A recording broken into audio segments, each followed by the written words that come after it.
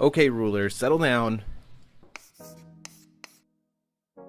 Ruler School is brought to you by Odyssey Games, where you can go to get pre-orders of all the upcoming Force of Will sets, as well as releases of previous sets after they come out. ccgprime.com with over 100,000 Force of Will singles, as well as out-of-print boxes from the past, and TCG accessories, as well as fowlibrary.com, a wonderful resource for deck lists, article discussions, and more. Check them out at fowlibrary.com, as well as these amazing patrons.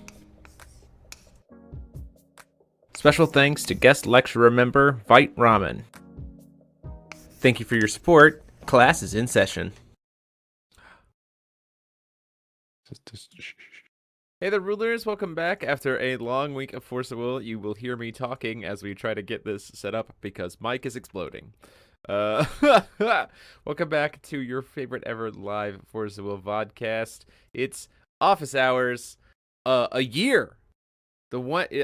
This is week 52, Wow. episode 52. We've been doing it for a year of this show. Your favorite ever live Force Will podcast featuring myself, DM173, and I'm joined by Paul and maybe Mike if he stops exploding. Maybe Mike. Mike, please come back.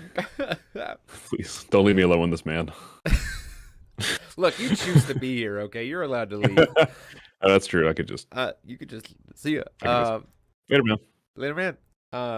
So we're here for a good time. I do want to say thank you all so much for joining us. If you like what we do, if you like the content we bring you on a weekly basis, especially all of you new people to the game with coming into Dual Cluster, hello, welcome, glad you're here.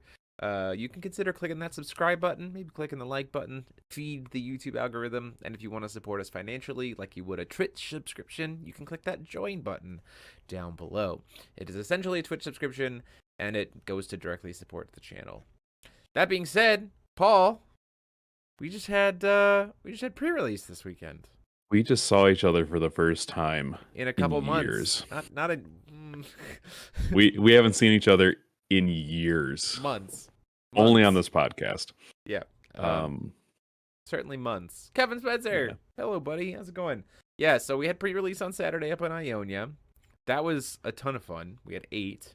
And then we had pre-release yesterday that I went to that you couldn't make it to in Kalamazoo at Odyssey Games. And that we had 12. And so I want to give the floor to you first, because I think you have the most critical lens between the two of us in terms of potential good or bad sealed experiences. So I would like to get your input on what you thought sealed was like for this environment, and then I'll share my thoughts. Well, considering I have the worst luck out of both of us. You do. Your sealed luck is terrible. Gets the God Pack, doesn't get any other luck. That's basically my whole experience. So like, this sealed experience was okay. I went 2-1. If I would have had the ability to comprehend my cards, not just read them, then I would have realized Artillerist, which we will talk about later, does face, not damage to resonators. So Correct. That probably would have helped me win. But it was a close one. It was a 2-1. It was it's just a good back and forth. Yeah, I would say that almost all of my games in both pre-releases were good back and forths. Like, it wasn't just like curb stomping any way, shape, or form. And I did get to play different styles of decks both days, so that was nice. Yeah. I would agree that I had quite a few people who were like, wait, Artillerist goes face? And I'm like, yes, Artillerist only goes face. You cannot shoot anything except face. Mike is restarting his computer. Good to know. So yeah, I was surprised by truly how few pure darkness cards there are in the set. Like, I've seen the whole set, right? But then cracking open packs and realizing just how few unique pure darkness cards there are is like, oh, this is like a really darkness light set. Well, which also makes sense that there's no darkness Marvel, right? So like dark is really not being emphasized very much this set. While there are some strong darkness cards, Dark is not being emphasized this set. Which, coming off of the 7th, where it was all darkness all the time, I'm great with that. Like, I'm fine Yeah, it with feels that. like a good balance. It feels like This is basically an entire playset of the darkness cards in the set. that's not a lot. Yeah, that's not a lot at all. It's like 2 supers and a rare and a bunch of commons. 3 supers. Oh, 3 supers, right. 3 Scarlet supers. Flame, Dark Sun, and then Schmel. Good old Schmel. Yeah. I will say that the set itself felt almost really, really well designed for limited when you take into consideration the draft ruler. And so to talk about that, like the draft ruler, for those of you who haven't gotten to play it yet, is it's orders for 0. It has the 3 limit counters.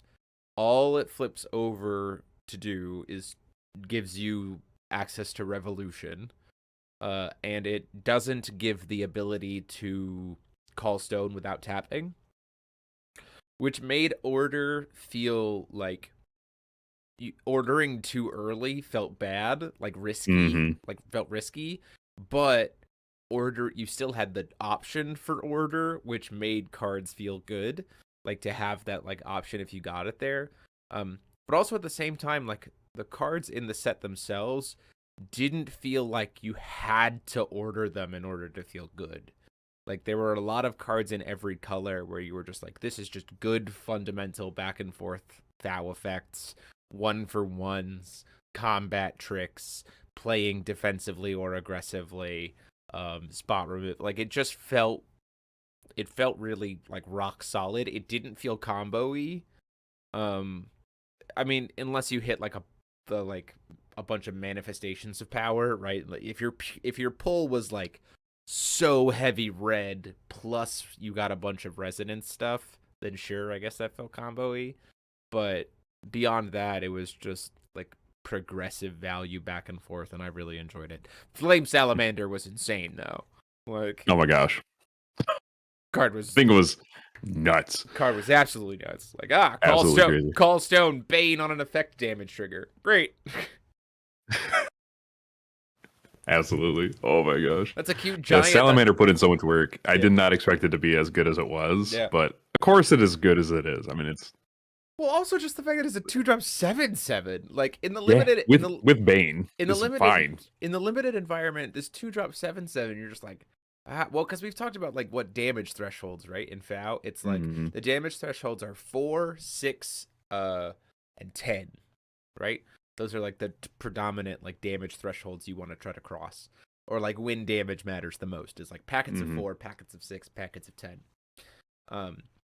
And so Dragon not only deals packets of 6, but has Bane on his effect damage. So like it's really a packet of whatever you need it to be. But then he survives packets of 6. So you're like, oh, this thing is very hard to kill. Oh yes. He is a mandatory effect though. I had a couple of people kill their own salamanders by calling stone when the board was empty. I was like, well, that's unfortunate. Read cards. read cards. Oh my goodness. It felt very good. I want to draft it. I want to like, having now played it sealed, like the sealed environment, having played it back to back. Like I said, both my decks were very different. Like my day 1 playing against you, playing with you was like red white kind of aggression tempo oriented. Like I had artillerist, I had Brunhild to reanimate the artillerist, I had the sword to be able to pitch for 14, I had like, kind of gung ho go face kind of stuff, and then with like splash black. And then day 2 I had more like red to ramp into like a green blue mid range. Like I got the scorpion to be able to flash in and get a stone and then go to my turn, that kind of stuff. So like get ahead of curve on the control deck. And like both of those decks felt different to play and felt good to play.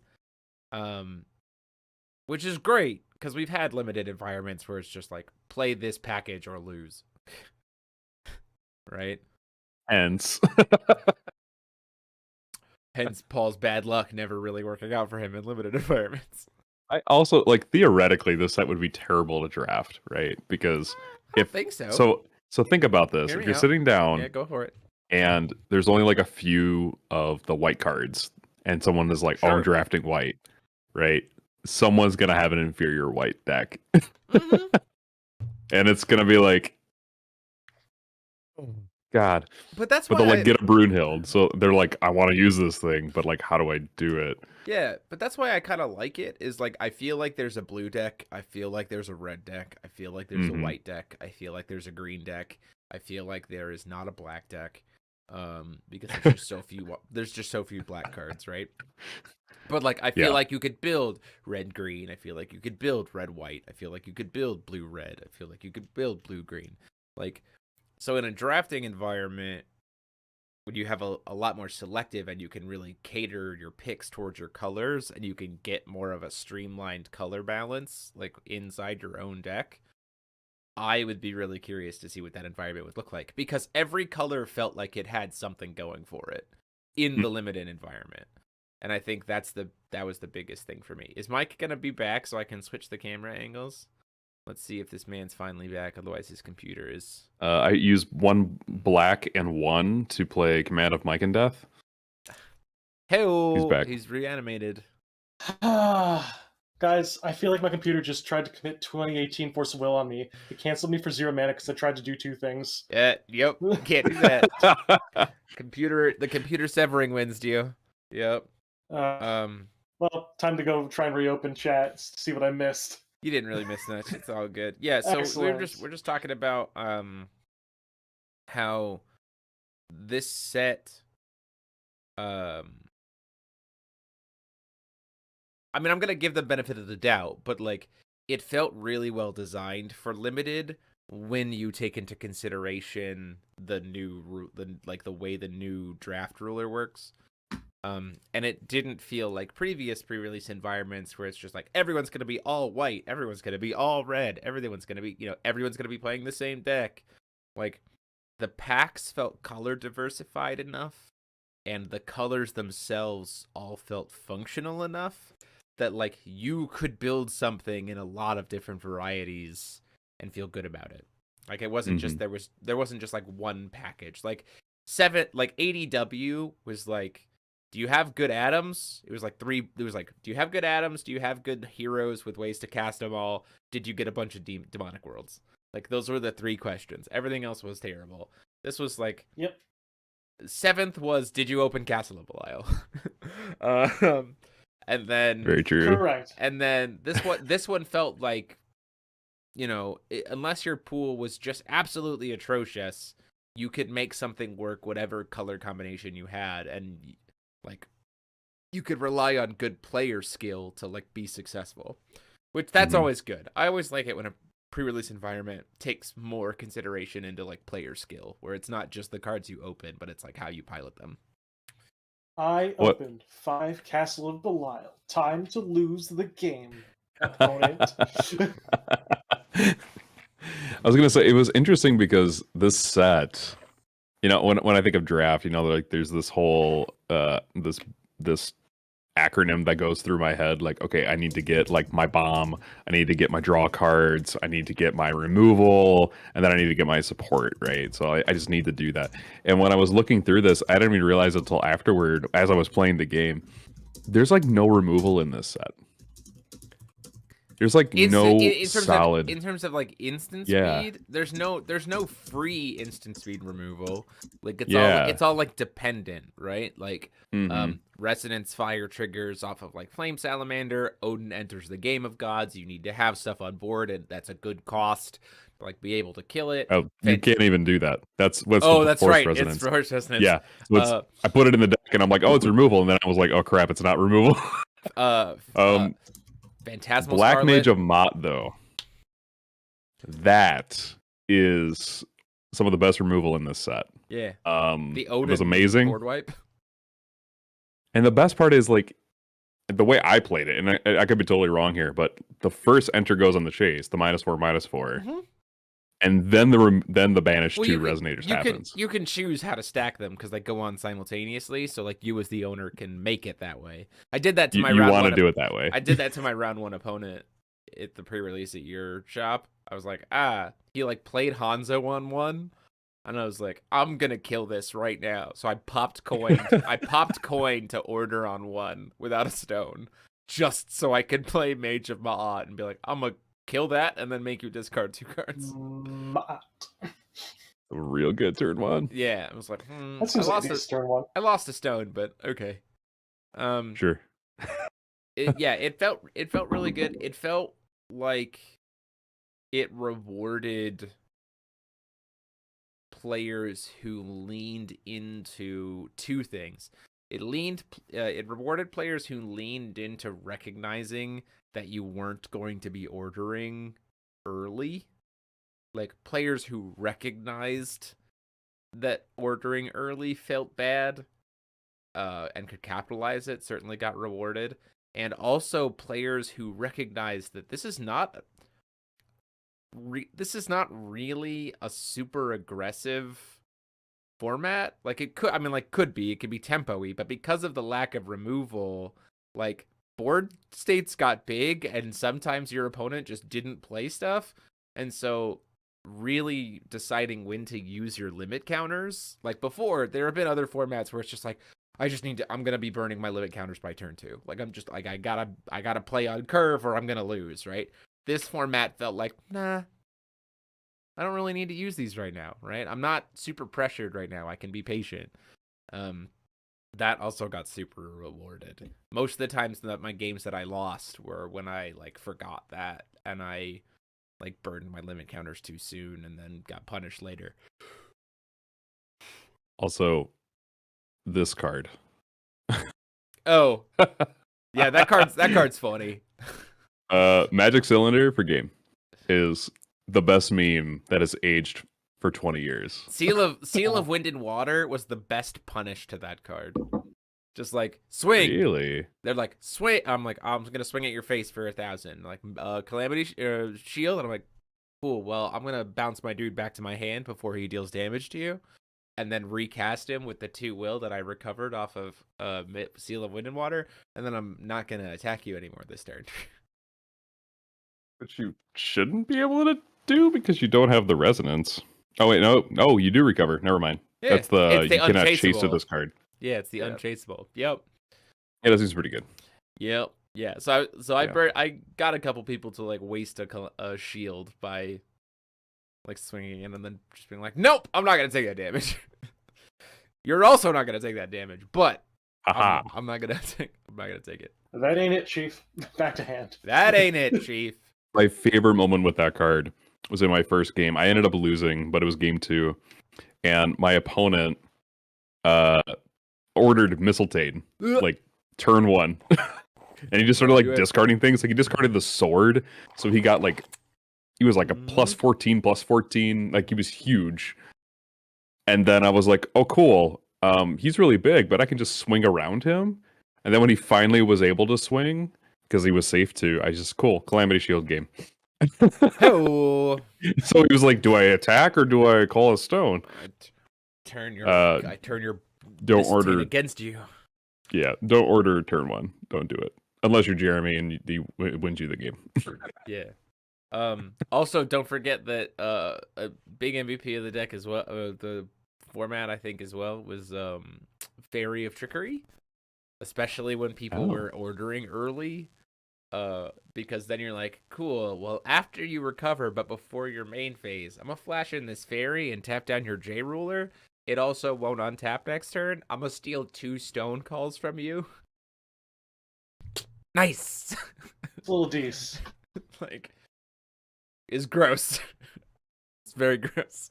Amazing. But like, it felt like I said. You know, I give I give them props because I think the set was really well designed. Like I hope this means that they were thinking limited in mind, or if it was just a happy coincidence. Okay, But I think I know where I'd bet money, but sure, know, that's fair. But like the fact that cards felt good without ordering and without force resonance made me like it more, because I was worried going into it that like cards were gonna feel really bland without being access to force resonance, or things were gonna feel really really wonky without being able to call stone off the flip. But it didn't feel that way. Like games felt smooth, decks felt smooth, cards felt good to play. I really had a good time with it. This honestly, it might just be the consequence of the order mechanic in and of itself, right? Sure. Like the idea that ordering this thing gets you additional effects, so you have to think about how you're going to use that effect, as opposed to just saying like, well, I have a 10-10, so I'll flip it when I have 5 stones or whatever. It makes your whole deck a J ruler, right? Yeah. But then it's like, okay, if I judgment into this thing and I order this resonator, what is it functioning for me? So it's like adding like a second layer of like utility to these cards, which puts more emphasis on the actual deck rather than the J ruler, which Yeah. I like. At least in the limited environment, for sure. Yeah, Yeah. absolutely. When we have access to, the extra bonus effects and enter effects and abilities that are granted to them by the new set rulers, like that's gonna play more of an influence, right? But Oh yeah. I enjoyed, with this being kind of like the step up to order. I enjoyed the order mechanic. Like, I enjoy it it doesn't feel gimmicky. It doesn't feel too complicated once you like sit down and get your hands on it and like try it a little bit. It feels like it functions smooth, and it adds, like you said, it makes your whole deck a J ruler, but it adds in a different level of like thought process and decisions when looking at the cards in your hand. That's really cool. And like being able to say, hey, I need this card to resolve uncancelable. Hey, there were a couple of times where I would like get to 2 stones, or like I'd have stone and coin, and then I'd be like, I'll just pass. I'm not gonna call stone this turn. And my opponent would be like, he has 2 will up, and he's not calling a stone. There's gonna be a 2-cost quick cast ordered thing coming my way, and I'm like, maybe. Maybe. It's also why, like one of the things is, we talked about it during the live stream a little bit. Like, unfortunately, with the current rules, with having to have a recovered order ruler to be able to judgment or do order, 6 Sage Stone just got a lot better for those rulers, especially since they don't they can call stone as J rulers without tapping, right? So then 6 Sage Stone is safe there too. I also think casually, having now played it, I think casually where you're not worried about people like going as hard as possible right off the cuff if your environment's not competitive, I think every order ruler plays a single copy of Ragstone. Like casually, right? Yeah, casually. I think everyone plays a one of Ragstone, because it just means like if you hit it right, if you're in a casual environment, then you're not worried about people popping off super early and like being like that kind of silliness. But then if you hit Ragstone on one, it's not the end of the world. But like having access to Ragstone in the deck suddenly is like, hey, I don't have to worry about calling stone with my ruler. Like, I'm gonna be getting stones constantly both ways, and so you really can fully access the cards and enjoy them at a casual level. So I built Odin and Loki with the stuff that I have, and both of them it's awful. Both of them stone decks is 4 6 Sage Stone, a Ragstone, 4 of the base color stone that works best for their color, and then a 1 of basic stone that matches the color combination. Like, the stone deck has 0 creativity to it. I'm just like, yep, that's it. Ship it. But if you're competitive, if your environment's competitive, don't do that, because you need will. Don't do that. You need will on 1. You need will on 1 in a competitive environment. True. But casually, I'm also very much looking forward to goofing around with this stuff. Oh my goodness. get to crack 5 more boxes, and Paul only needs like 7 cards for his playset, and I'm already done. Pretty much. Getting so close. So close. Mike. Yeah. I want to know, what ruler do you want to build around first? So I'm going to be totally frank. I haven't read most of what the rulers do in their entirety, and I don't know the total rules for orders. So, Grisballesta. Hey, man. That's fine. That's fine. Work has been having you travel a lot. I get it, for sure. There were 5 answers. There were the 4 rulers, and then there was other, and you chose other, so that works. Yeah. Grisballesta with his ability, the stuff that rams stones into play for him to abuse later. You know what I can do with Grisballesta? I can make sure that I always open, in my competitive environment, a ragstone on turn 1, so I can lose the game consistently. Perfect. Hey, man, you have another competitive season of not having to care, so... It's true. I can just, I can meme. You can do whatever you want. Before. You have memed before. Toby's talking about tier 0 Odin, so I guess, if Toby said it, it's got to be right. I mean, look at all the Mikages in top 8 that we've seen. Yeah. Yeah. Very clearly. Yeah. Can't wait to see all those Mikages at Worlds. I think, if I'm looking at the 4 rulers, I think the most straightforward rulers to build... Paul. Go ahead. Mikage's going to rotate out by the time next Worlds comes around. No. They're going to ban every other ruler. Except Mikage. Except They're Mikage. Gonna that old Mikage. Yeah, right. yeah, exactly. Even the draft ruler. You can't even use the draft ruler. You have to use Mikage. Perfect. Yeah. So Who's going to print original Mikage? I think in terms of the 4 rulers, out the gate, I think that Kaguya and Nyarlathotep are like the most straightforward to build. I think Odin's pretty close behind, but I do think that Odin has a lot of different ways to build him more than the other rulers, so that's like a little bit more confusing. Like heavy reanimator, heavy stun, some kind of combination of the bolt, the 2, that kind of thing. I think that Kaguya feels like the most straightforward to build out of anything. It's like 4 Hanzo, 4 Feet Sing, 4 and War It Shall Be, a couple of the Wind Moons, a couple of the Galileo to be able to make your moons it's like very just like bread and butter green control deck. Why am I talking like I'm going to be playing any ruler other than Carlina? Because I think Kaguya is going to eat Carlina alive. It's good. Fine. Just I'll attack. Grisballesta. Screw the rules. Yeah. It's Carlina Grisballesta. Play them together. There we go. That's it.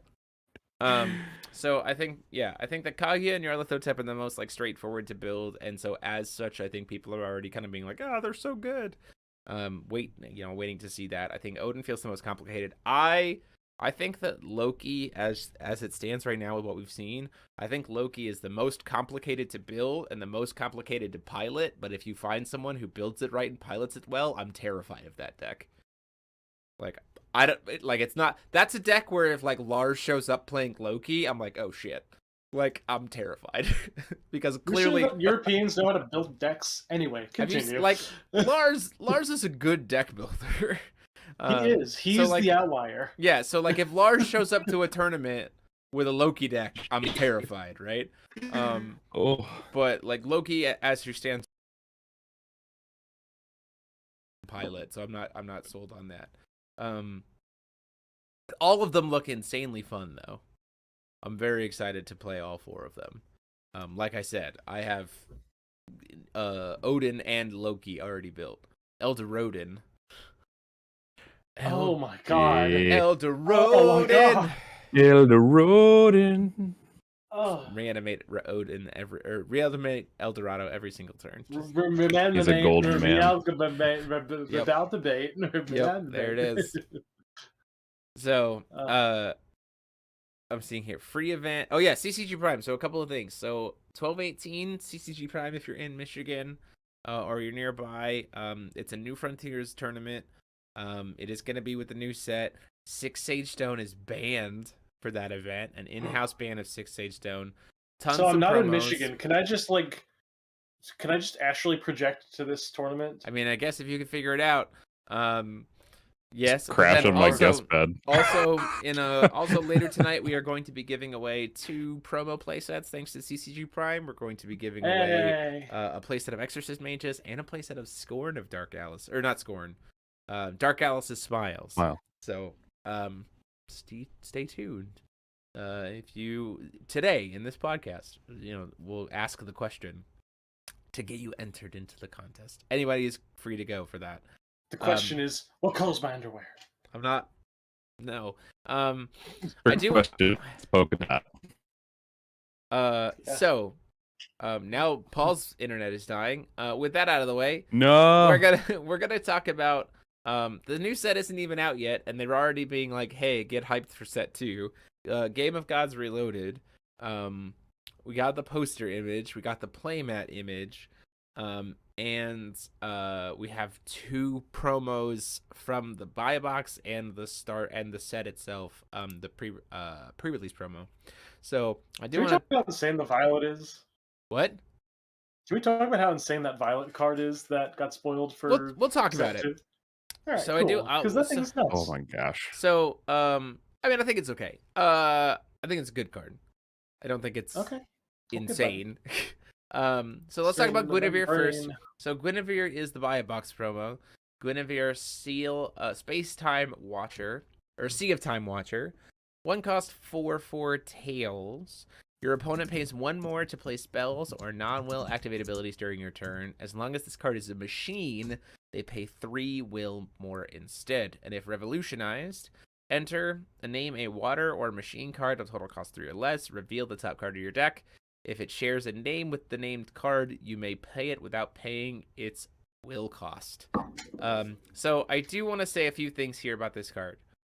Because I think this card actually gives us a lot of insight into the 2 Tails rulers, which, as far as we know, are going to be Alice and Deus Ex Machina.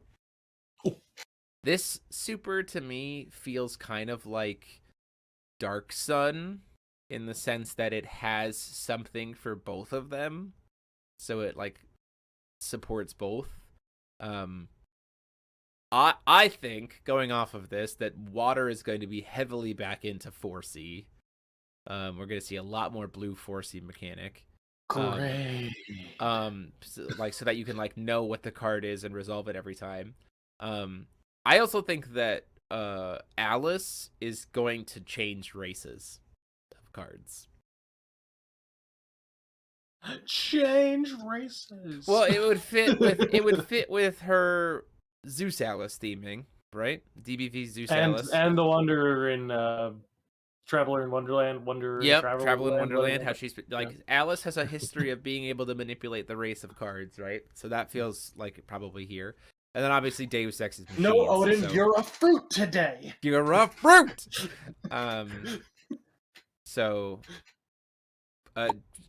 Toby, Deus Ex Machina is 100% the ruler. I don't know what you're talking about. Yeah. Arthur will be a resonator for Deus rare. Ex. Yeah, probably a super rare. He is not a high god. It is going to be Deus Ex. Deus Ex is on the poster. So, yeah. You can't tell Toby what's right and what's wrong. Toby will tell you what's right and what's wrong. That's Toby's fair. going to call up I Spy right now and have him change the ruler to Arthur before it goes live. Is Toby the Chuck Norris of Force of Will? It's like this. Is that what happened? Toby doesn't sleep. He waits.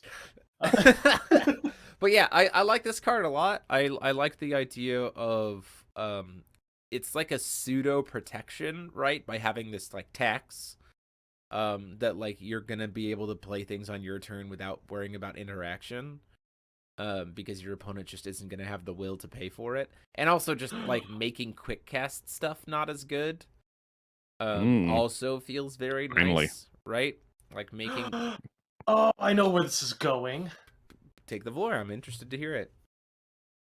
Adelbert finally has a good turn 1 play. Hey-o! There he is. Good old Adelbert. Legacy support. I'm here for it. I'm going to make an Adelbert deck that is so toxic. Frank, I already did it once. What I did Adelbert plus what was it, Swarming Cthulhu. Yeah. Made all 4 of the Cthulhus, and then my opponent discarded 4 cards because of Adelbert's backside trigger. Yep. That's gross. Oh my Frank, god. Frank, how do we make this card a machine? We don't know yet. We've only seen this in the Violet for the next set.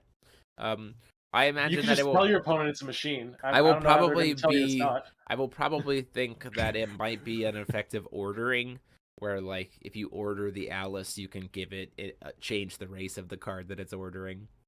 Yeah, Or Deus Ex Machina turns everything that it orders into a machine, Or like that. a Power Ranger. This where doesn't. they come in with like a Yeah, suit. yeah. It doesn't. Feel Yes. Like, it doesn't feel like that's really Deus Ex related, but we'll see. Go Power Rangers. So, Paul, any thoughts on this card before I go over to Violet? Yeah, I think it's fascinating to me that we are kind of getting like this time mechanic pack for blue.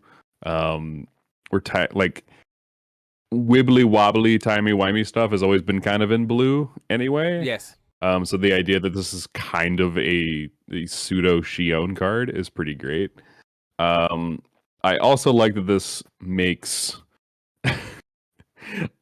quick cast stuff just worse. I love that. Yeah. Like quick cast is like the best keyword in this game. And the fact that it's getting like demoted a little bit with this one card, I think is fine. Yeah, I'm totally fine with that. Yeah, Frank, this is the buy a box promo from next set. Game of Gods Reloaded. Game of Gods. So it's gonna be in the set. Yeah, it'll also be in the set, but it's the buy a box promo. And then the next one we have here is Violet and Mariabella Chasing Fire. I still can't quite tell what the wording is. Why on would that. you after it? 2-drop 5/7 with it's a Tails with Flying, Swiftness, and Eternal. You pay 1 red to recover it only during your opponent's turn. Play 1 red to give it 200 attack until end of turn, and then you can pay 1 red to turn that red into like a permanent floating red that doesn't go away as long as you can still control Violet. This particular Violet, and then on Revolution it just produces 2 charges. If this is giving us an insight into Deus Ex Machina's like gimmick or like thought, it's certainly something that machines have done before, right? Magic storing Golem, this idea of like finding ways to charge up effects for like later, or like store up energy for doing things like that, like the Buster Rifle, the shield, that kind of stuff. Like it was like we play things now to then make use of them later. Rather than, so we don't waste our resources or whatever, certainly would go into it. I don't think any of her, like, things that she's spending will on herself are really crazy, but I do like the fact that if you order her, she, like, essentially gets 2 charges for herself. I'm also really glad that they're putting ramp into fire right now with this kind of stuff, because fire hasn't had an identity for, like, at least like the past year. Don't even tell me the Violet's a red deck. Violet is in every color deck. Correct. But it's just like it's nice to see. Like we're seeing like the stone ramp, even if it's temporary for red right now. Which I think is a great way to flush out the resonance like mechanic. Again, it's agreed. It's like, how do we make resonance an archetype rather than just and like Priscia tried to do it kind of by like sack a stone, bring another stone in, and that like, and then she just OTK'd you, and that like it didn't really feel like necessary for a lot of her cards, but like this feels like a really good way to re-explore that mechanic. So that was really cool. But yeah, I do like the way this works, and I mean she's a 5/7 that's gonna get to swing, and then you can like filter to be able to use her as a blocker during your opponent's turn, and she can block anything because she's got the flying and the eternal, right? Like her stat line isn't such that we won't be able to remove her easily. We have ways to deal with eternal. Like she just feels solid. Like nothing to drive me up the wall, make me super concerned or anything, but nonetheless is a card that I think I would feel good playing. Paul's got a big old grin on his face like I'm saying something I'm going to regret. Oh no. It's just Echo and I are gelling. Okay. So everybody's making Force of Matrix. Everybody's making Matrix references, and I just come with Force of Spoons. There is no spoon. Oh my gosh. Yeah. Like I'm low key hyped for Matrix 4, just in case anyone is Yeah, wondering about can't, that. Can't tell. Paul, I was wondering. I was just waiting for you to tell me how excited you are for Matrix 4. Got a beard in this one. That's pretty epic. So, Wow, Mike, Keanu Reeves with beard. Anyway, yes. you told me that you said earlier that this Violet card was like causing some concern for you or something. Care to elaborate now that we're talking about it?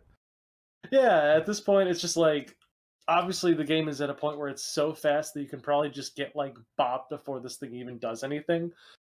But also, this card's gross. I'd like so explain to me what you mean about how gross it is, because like on its surface, I don't see it as much as you do. So on a surface level, this thing feels like it's just kind of like its own little mini engine, and it's not really going to do anything too crazy. But like, there's something about producing fire that doesn't go away, and the fact that it comes with this eternal keyword, the flying and swiftness are just bonuses at this point. Sure. Like we've started getting more and more early game eternal resonators that don't have like conditional eternal, and every single time one's come out, there's always been some kind of cheese that happens. Like I don't think it's going to have much meta relevance at this point. I think that it's just not conducive to the metagame. But if you're playing in like, you know, a fairly like semi-casual scene, like not even like semi-casual, just like if you're playing with a group of people that are like trying to build decks that can be viably competitive in a tournament, but not like a high level tournament, this card is something that is going to steamroll people that are trying to play like mid-range decks. And we've seen Forcible coming back into a little bit of a mid-range resurgence again. Sure. With the last couple of sets. Sure. I think this card is because of the Eternal. Because of the Eternal, because of this fact that it can go fast, and the fact that you do store up the mana and it's hard to remove to start. Sure. I think that like one turn of this thing being on the field is enough to where it'll make a difference. It can double block, which is nice. It can double block. It's not gonna. It's probably not. It's probably not gonna kill what you're. Or I mean, it can double or triple block, right? It can block whole fields, right? It's probably not going to kill what it's blocking just because of the 500 attack. But if it just blocks something, I mean, if it just blocks anything, you know, multiple times, I think it's okay. So Caveman Tarot says that card is broken. I don't agree with that sentiment.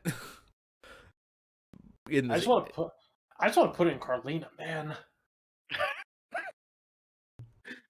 Put it in Carlina. I mean, I guess.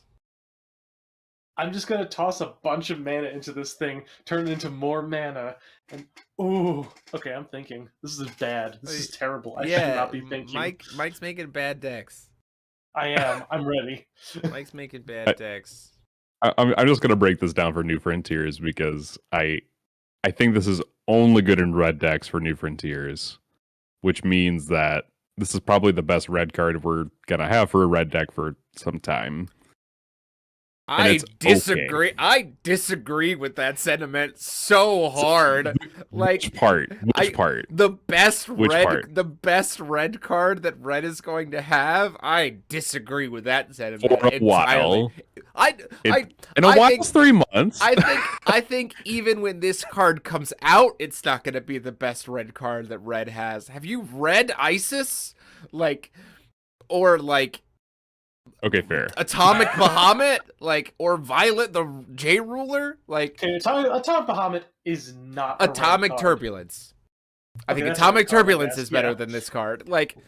Gradius, I think, is better than this card in most. Didn't say it was the best red card. No, you said it's the best card red is going to have, and I significantly generic red card that people are gonna okay, you're gonna jam Atomic Turbulence into a gnarly deck.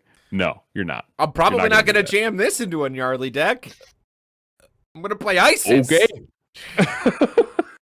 Okay. You don't even want to test with it? No. It doesn't do what gnarly wants to be doing. I think I think gnarly is I think it's good. I think it's a good card. I want to see I think it's good. I don't think it's going to be useful outside of red. I don't think it's And gonna Wander be is a different thing. I don't think it's gonna be useful outside of Machina. The one thing I'm excited for in Wanderer, quick casual reminder that this thing is a 2-cost human. Brunhild. Let's go, like boys. the reason why I don't think that this card is good, like if I was to compare red 2-drops for Gnarly, I would play Isis every time. Oh, yeah. Because I can just I can just quick cast an Isis on your turn and then double produce Will whenever I call the stone, right? Which is just gonna do me more. I'm gonna get to draw cards. I'm gonna get to apply a lot more pressure. This feels like more like Mike was saying. This is a mid-range red card. I don't think that Gnarly is a mid-range red deck. No, definitely not. And so that's why I think that it feels different. But in a sense, that makes me very excited because I'm excited to see what Deus Ex is going to do with a card like this, right? Like, what is this? It's the same reason why I'm really excited about that Guinevere. It gives us a little bit of a glimpse into what, like, Alice is going to probably be doing and a little bit into what Deus Ex is going to be doing. And it's enough of a tease that I get excited about it. Like, I know that when set 2 comes out, I'm not just going to be having 4 more rulers of support for rulers that are just doing the same things. I'm going to have 4, because that's what we talked about so much about Saga Cluster, right? That they did so well is that every ruler felt really different and felt really fun to play because they felt so different. And seeing these 2 cards makes me go, already off the cuff, Alice and Deus Ex are going to play much different than any of the rulers we just got in Game of Gods. And that's great. Give me that diversity, give me the flexibility, and give me that. So both are awesome. I will, Jeremy, this we do not. David Hansen says he's going to play Violet in Gnarly, and I say, you know what? Do it. If that's what you want to do, man, do it. I'm still waiting on Mike to build me a deck with Hunting Dragon. So that's two. Hunting? Or the 1-drop dragon that steals all of your opponent, or that copies all of your opponent's stuff. Envious Dragon or whatever. Yes. I still haven't been given that deck yet. Yeah, I still need to, think about Force Will again. Yeah, so I've been in a gets me excited. And then the other thing that we've seen too is, I'll pull up the image here, is that the playmat, the pre-release playmat has been shown off. Like I'm so good with the fact that you were mana positive. It doesn't technically make you mana positive, because so that's a good point, Toby. So like the reason why Lycion was so good was the fact that you were mana positive. This thing makes you mana positive. This thing makes you mana neutral. It just lets you store mana for later. That's not actually going mana positive. You're just like saving will for later. Lycion is actually mana positive. Because if I kill that thing, all of that mana that you spent is wasted. Like if you produce a bunch of red, and then I go, well, okay, I'll kill you. You just spent a bunch of will to do nothing. Whereas Lycion, as soon as it hits board, generates me 2 will out of 0. Like I spent 0, I generated 2. That's mana positive. Violet goes, I spent 1 to make 1. That can then be wasted. That's not mana positive. The longer it goes, the longer it stays on field, yes, you go mana positive on it. But the problem is you have to keep it alive. Lycion is instantly mana positive because it's free. That's why I'm going to make Carlina Astima with the turn 1 Violet. I guess, yeah. That seems very strange, but go for it. I'm going to try it. I'm going to make something happen. I'm going to make sure I do not win the game. I'm proud of you. Thank you. So yeah, we've seen, this is the pre-release playmat. So very clearly Deus Ex Machina, Alice, that's Shiva. Thank you. Shiva. And then as far as we can tell from any of the images, that is Dante. And the reason why is when we're looking at the images from this and the poster, there are a couple of things that really make it look, because people are like, oh, Wolfgang, right? Wolfgang's taken over the demonic world again. Wolfgang 3.0, baby, let's go. Right? But the thing to note is, you can see it here a little bit, is the tattoo on his neck in this image. You can also see the tattoo on his neck really well in the poster image, as well as the armor that he's wearing on his pants in the poster, it very much falls in line with how Dante looks and the tattoo that's on Dante. So it very much seems like this is most likely going to be Dante taking over. From the Devil May Cry series? From the Devil May Cry series. Oh my god. Dante Wow. 2. Yeah. Careful who you call ugly in middle school. Yeah. Yeah. Yeah, it's a dumb card, but doesn't do much on its own. Correct. Mana battery It's as well as a definitely free 5/7 because you have the 2 red to play it anyway. It's only free 2 red if you order it. That's the other thing too about that violet is it only produces those 2 red if you order it. Keep that in mind. It doesn't just produce it by itself. What's your order? Well, how about I large, agree that number it's an 9? I'm not saying that it's not an enabler. I just think like there's nothing out right now that makes me go, yeah, I need this to do what I want. I want to see what it's enabling for, but like by itself, there's nothing that it's doing that's making me scared at all. That I'm not already terrified of ISIS doing like faster. Yeah, it all comes down to like I see the potential. I'm not worried about it until I see what you're trying to do with it. So, also, Wednesday I hope is back. This Alice. It doesn't look like a traditional Wednesday. It doesn't feel like a traditional Wednesday, but we also know that Wednesday has done a bunch of other stuff for Fowl, like that felt kind of out of his, like he's expanded his style a little bit. Kara in this set was Wednesday, felt a little different. Witch of the Scorched, Quenched Fires was a Wednesday card. That was Wednesday? That was Wednesday. Ooh. So like, I wouldn't be surprised if this is Wednesday. It better be. It better be an Alice. Or else. I'm gonna call up I Spy and I'm like, I Spy. We're changing the card. Jimmy's gonna just pull out his phone, pull out Wednesday's personal number, give him a quick ring. Ohayou gozaimasu, please make Alice. It's gonna enable the Hunting Dragon deck, Jeremy. There it is. There it is. Tier 0 Hunting Dragon deck. Tier 0 Hunting Dragon deck. Let's go. Yeah. No, but it like kudos to I Spy once again. Like the set's not technically even out yet, and I'm already split in terms of my excitement to play new cards and to start looking at the next set. Like, and that has been the trend since Saga 1. They have hit the like timing of things in terms of announcements where I'm like, I'm going to have my time of enjoyment, and by the time that I'm already like getting into my groove, they're going to start giving me stuff for the next set. It's like this continual hype cycle, right? And they've really gotten that down. So Jeremy's in the hype train right now. Hype train. Choo choo, chugga chugga chugga. An Alice ruler. Like I'm in. Before we get into the giveaway, I do want to go through and run through real quick. Mike, we've got Dante, Alice, Deus Ex, and Shiva. Give me your 3-color color predictions. Go. Shiva is green, red, and white. Okay. Is my prediction. Okay. Alice, blue, white, and red. See a little bit of fire in the artwork. Okay. Deus Ex Machina, obviously blue, green, the best color combination. Deepwood all the way. Whoop whoop.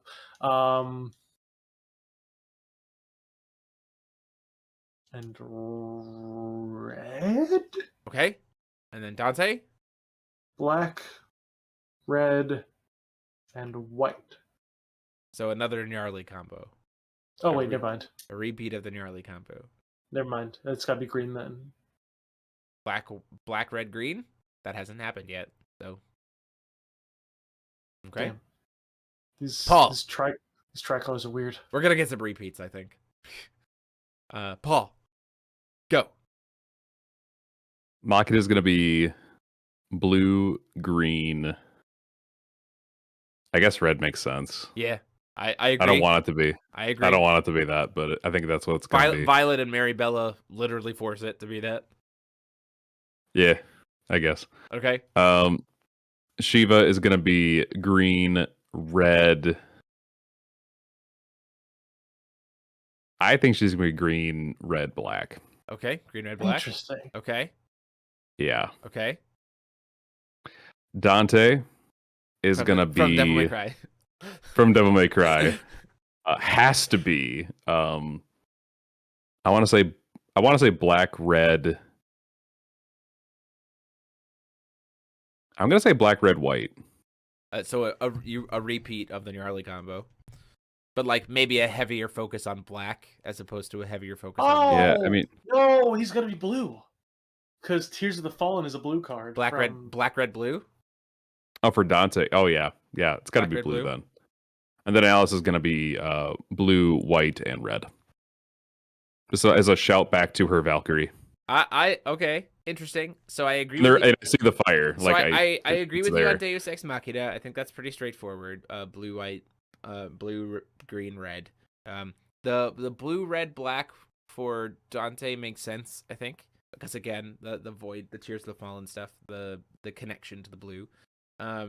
Shiva definitely feels like green, red. Green, red. It's got to be green, red. Feels like it's gonna be black, and the only reason why I say green, red, black is because I think that Athenia is probably going to be our green, red, white, like raising things from the dead kind of thing. Green or red, white. So like I think that's probably gonna be Athenia, and then I Alice. disagree. That's fine. And then Alice is gonna be white base, blue splash, black splash. She's gonna be white, blue, black. Because of Dark Alice, right? Because of Dark Alice. Because at this point, because at this time, we know that Dark Alice and Alice have fused, and that Alice has been able to access Dark Alice's powers. Because we've got Dark Alice Rabbit Princess, and we've got Dark Just Alice a white Doll. card. Sure, but it's the presence of Dark Alice being championed by Alice. So like, there's the connection still to Dark Alice. So I think that white, blue, black is gonna be Alice. So my theory. Go ahead. My theory is we go back to single color rulers. Let's go. Let's go.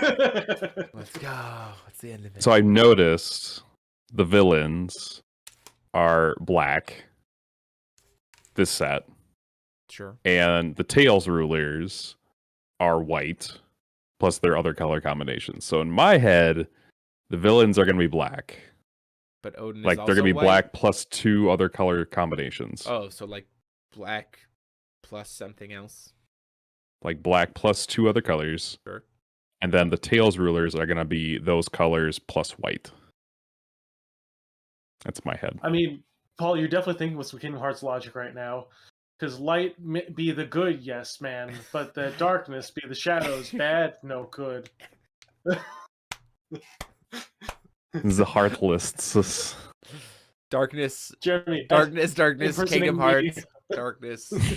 Kingdom Hearts. The DTD. Okay. So here's what we're gonna do. The light. We're gonna Nort some people in the comments. You got a Norda boy. We're gonna Norda You got a Nort boy. Got a Norda boy. So here's the question for tonight. We got 2 combos to give away. We're going through the villains tridecagon. I'm gonna say this. We assume that next set is going to be Athena and Zhuge Liang, or not Zhuge, Genshi Tenchon. Genshi Tenchon. So Athena and Genshi Tenchon are going to be at least 2 of the next rulers for the next set.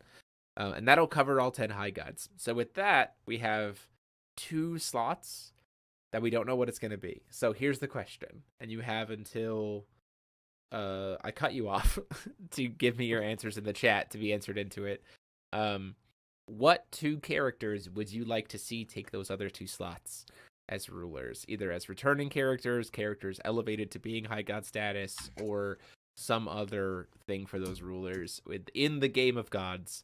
Set 3, what rulers would you like to take those other 2 slots? What characters do you think? So give me your answers in the chat, and I will put you into our little giveaway here, and then we'll do a drum roll. We'll give away some people's information, some promos to people. Is shipping in the U.S. Sorry, Echo. Also, I do want to say, Chub Young, thank you for being here. We glad you like it. We're glad you like the game. Glad to have you be here as a part of the community. Satan and Charlotte. Ooh, Charlotte's an interesting choice. Yeah. Pulling a Riku. Nordaboy. At least. Stop. Comeback of Squad 7, baby. Oh, Let's go. Echo is in the United States right now. That's true. He's here for vacation. So Hey. Mail it quick. he's got until the 15th. Well, we're giving away tonight, so it could potentially get there if he gets it right. Cheshire Cat. Ooh, grim. Man after my own heart.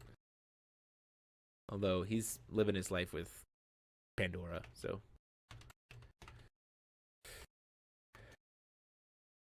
Fushi again. Okay. Toby. Toby, let's level with him here. Let's have a conversation about this. The high gods are gonna be rulers, and then the 10 rulers from Valhalla are gonna be from New Valhalla are gonna be resonators. There's gonna be a Fushi, but it's gonna be a resonator. Let's get real here. Let's get real here for a second. No. Knowing Second's Force over. of Will's history, it's just gonna be 2 more Kaguyas. I don't think so. I don't think so. I think we've truly hit final form of Kaguya. We've hit maximum Kaguya-age. I think so. I think K6 is the end, is the final end. You say that, but then we're gonna have the timeline get reversed again. More somehow. Set 3, time spinning witch again. Not a bad prediction. Actually, wait, terrible prediction. TSW. It's just another TSW. Kaguya throws a tantrum because she loses the game of gods and then becomes the TSW again. I mean, everybody here just lost the game, so that's fine. Ubers. Oh. Yeah, you're right. I think Satan's probably getting replaced by Dante, but maybe he finds a way to come back. Yeah, set 4 is like, I got no idea what's coming in set 4. Unless there's like Ploki, right? Could get Ploki like still. a Ploki J ruler. Gil Lapis suddenly showing back up, being like, "Yo, what up?" Stop. No, not evil Gil Lapis. Good boy Gil Lapis. Stop. One with the pure heart. The one. Can we just get new characters finally for something? Yeah. Three versions of Valentina. That's after my heart. Talking. Now we're talking. The actual Zeus High God will be Alice. Alice is the new Zeus. Yeah. There you go. Okay. The lore master has spoken. The lore master has spoken. Okay, here we go. Doing a giveaway. Our winners are... Oh my god. Good boy Gil. Yeah, I'm telling you, good boy Gil. I'd be down for good boy Gil. That's not what Paul's looking at. That's fine. Oh yeah. So our winners. Pay attention to me. Our winners are and I'll let you choose. So first place will get choice between Exorcist Mage or Smiles, and then second place will get what they don't choose. Is Frank Fiore. You are our first place winner, and our second place winner is Ubers. Hey, coming in there with the look at it stand, not really knowing the other. So our two newer players. Oh, look at some there. promos. So what you guys need to do, thank you guys so much. Thanks to CCG Prime for sponsoring this. I need you guys to email me your address, name and address, to this email address that's in the chat, rulerschoolcontent@gmail.com. Email me that, and we will get you your prizes mailed out to you. Huge thanks to CCG Prime for hooking us up with those promos to give away. And check them out. If you've bought your product and you need to fill out some singles and everything else, CCG Prime currently has singles available for pre-order of the new set, but over 100,000 singles from the entirety of Force of Will's history. So a wonderful resource to go pick those up. But that is it for us tonight. We are going to have a wonderful week this week. There's going to be no feature match this Wednesday, but we will be catching you up on deck profiles throughout the week for some Wanderer stuff and some New Frontier stuff. We'll be catching you up so that next week we will jump into the new cluster with some starter deck gameplay and all kinds of other cool stuff. Be sure to check out our How to Start Playing in 2022 video if you haven't already. Be sure to post that out to people who you know who might want to see it and get started in the game. And until next time, this has been myself, DMO73. And as always, I am joined by Mike Rance when his computer's not exploding. That's me. And Paul Reisman when his internet's not exploding. We're all gonna car. And until next time, class dismissed. Have a good night, everybody.